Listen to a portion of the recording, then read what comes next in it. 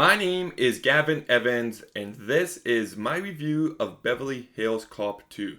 And the first movie I wasn't huge on. There's a few amusing moments, but it did let me down, especially since I heard so many great things about it. So I was not excited to put on the disc for the second movie. Because typically, with franchises like this one, they only get worse after the first movie. So I was very hesitant, but I did it.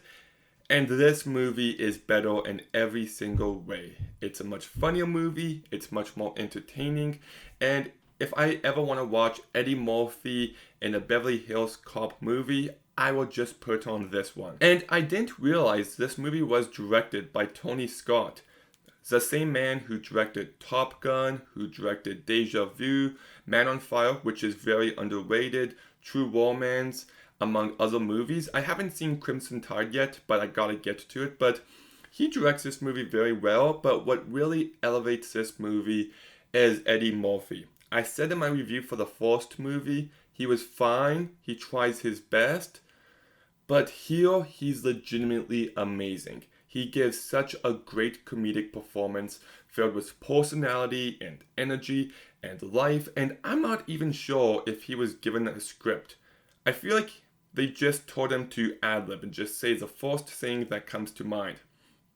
Because it just feels so natural to him. The way he freaks out at people throughout the entire movie made me laugh hysterically, and it was just some brilliant comedy.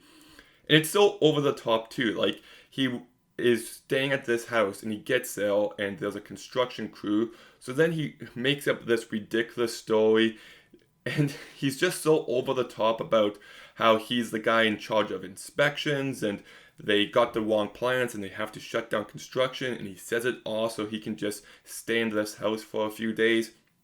There's another scene where he's in the police station and the chief walks in and he pretends he's a sidekick, and that was really funny. Just anytime he's on screen and he's making up a ridiculous story that nobody should believe, he just goes 110% to the point where you can kind of buy it, and it's hysterical just watching people react to this guy. He's such a great comedic force here, and honestly, I miss Eddie Murphy like this. Just one of the best. I really loved this performance.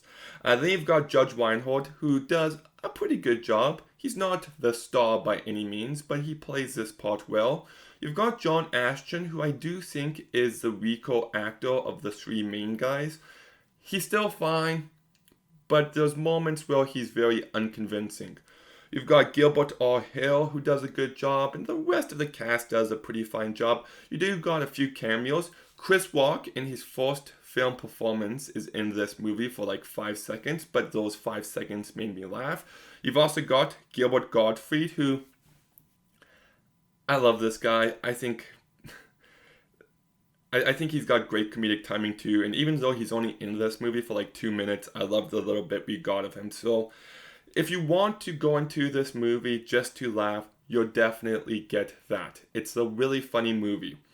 And you do got some ridiculous over-the-top sequences, like there's this car chase where they get into this cement mixer, and I thought that was really funny. So just in that, the movie works. I like the music and how the do do do do do do do do do do do do do do plays almost any time Axel Foley does something sneaky. So it plays like every 5 to 10 minutes in this movie, and it just becomes pretty self-parody at a certain point, but it does fit the tone of this movie, so I didn't mind. But when we get to the issues, a big one is the story. It's very generic, and I don't mind generic stories. The movie's goal is to make me laugh, and as long as it does that, I'm happy. The issue is that after the hour-long mark, the generic story gets more generic, and it gets more convoluted, and it doesn't keep it simple, and it starts to lose me right around that mark. And the last act of this movie does drag for way too long. If this movie was tightened up by 20 minutes, that would have amplified my enjoyment of it a ton.